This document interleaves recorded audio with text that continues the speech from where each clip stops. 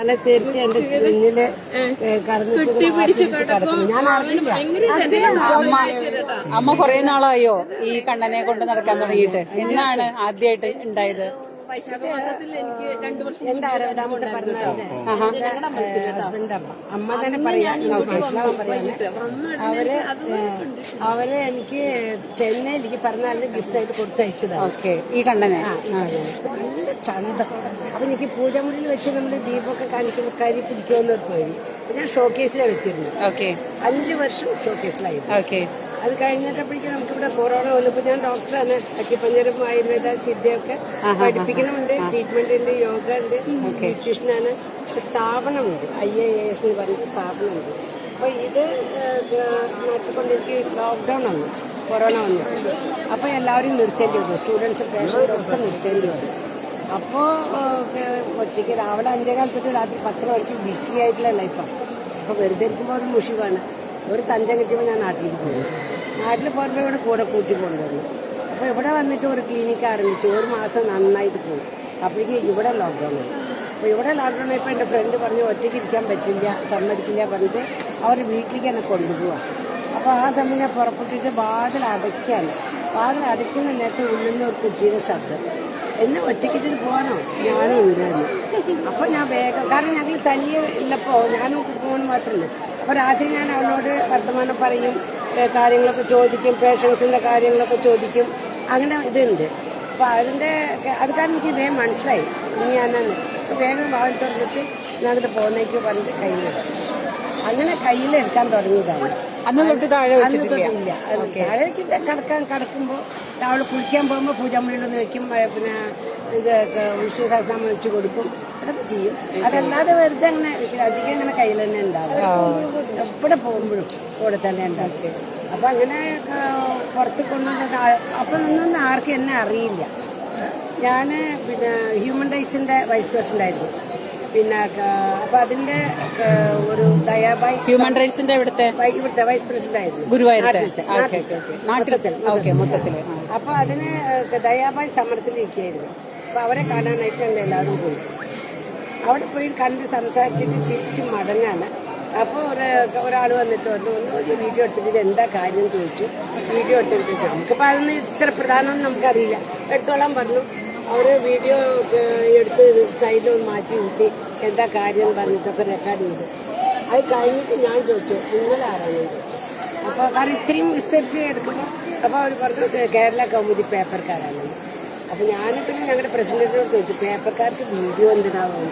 അപ്പോൾ അവർ ചാനലുണ്ട്, അതിലിടാൻ അയക്കും പറഞ്ഞു. അപ്പോഴും എനിക്ക് ഞാൻ TV ഒന്നും നോക്കില്ല. അപ്പോൾ ഇവർ ചാനലിൽ ഇട്ടോ ഇല്ല ഒന്നും എനിക്കറിയില്ല. ഞങ്ങൾ പോരും ചെയ്തു. അത് കഴിഞ്ഞിട്ട് അപ്പം ഞാൻ പ്രശ്നമായിട്ട് പിന്നെ ഞാൻ പറഞ്ഞു എനിക്കിതിലിങ്ങനെ ഹ്യൂമൻ റൈറ്റ്സിൽ നിൽക്കുമ്പോൾ എനിക്ക് ആത്മീയത്തിലേക്ക് ഇറങ്ങാൻ പറ്റുന്നില്ല, മനസ്സിലേക്ക് വലിയ. അപ്പോൾ ഞാനൊന്ന് വിട്ട് നിൽക്കുകയാണ്. പക്ഷേ സമ്മതിച്ചില്ല, പക്ഷെ റിസൈൻ ചെയ്തില്ല, എന്നാൽ ഒന്ന് വിട്ട് നിൽക്കുകയാണ്. ഇപ്പോഴുണ്ട്, ടച്ചുണ്ട്. അപ്പോൾ അങ്ങനെ വന്നു. അവർ ഒരാഴ്ച ഇപ്പോൾ മലയാളി അസോസിയേഷൻ ഉണ്ട് ചെന്നൈയിൽ, അതിൻ്റെ മെമ്പറാണ്. അപ്പോൾ അവർ എനിക്കൊരു വീഡിയോ അയച്ചു. ഈ വീഡിയോയിൽ ഞാൻ ഇതുവരെ കാണാത്ത എൻ്റെ ഫോട്ടോ. അപ്പോൾ ഇതേതപ്പോൾ ഞാനിതുവരെ കണ്ടിട്ട് ഓപ്പൺ ചെയ്തപ്പോൾ അത് നേരെ ഫേസ്ബുക്കിലേക്ക് പോയി. അപ്പോൾ ഫേസ്ബുക്കിൽ ഒരാഴ്ചക്ക് മുമ്പ് ഇട്ടിരിക്കുന്നു. ഒരു മില്യൺ ആൾക്കാർ ഓൾറെഡി നോക്കിയിരുന്നു. ഞാൻ അറിഞ്ഞിട്ടേ ഇല്ല. അങ്ങനെയാണ് ആദ്യമായിട്ട് വൈറലായത്. അതെ. പക്ഷെ അവർക്ക് ഇങ്ങനെ ഒരു കാര്യം ഉണ്ടെന്ന് വൈറലായി. എന്നെ നേരിട്ട് കണ്ടിട്ടില്ല. ഞാൻ എൻ്റെ നാട്ടിലാണ്, ഒറ്റപ്പാലം തിരുക്കടിയേരി പറഞ്ഞ. അപ്പോൾ എന്നെ നേരിട്ട് കണ്ടിട്ടില്ല. അപ്പോൾ അങ്ങനെ പ്രസിദ്ധിയാവാൻ പറ്റിയില്ല. പിന്നെ ഭഗവാൻ എന്താ വിചാരിച്ചാൽ എല്ലാ മാസവും ഗുരുവായൂരിലേക്ക് എത്തിക്കും. പിന്നെ പോയി മാസത്തിൽ 3-4 പ്രാവശ്യമൊക്കെ വരാൻ തുടങ്ങി. പിന്നെ നോക്കിയപ്പോൾ ക്രമേണ വന്നാൽ ഒരു 3-4 ദിവസം നിൽക്കുക, ഈ കുടുംബശ്രീയിൽ നിൽക്കുക, നമുക്കറിയാതെ നമ്മൾ നയിക്കുകയാണ്. അപ്പോൾ ഇതിങ്ങനെ നടന്നിരുന്നു.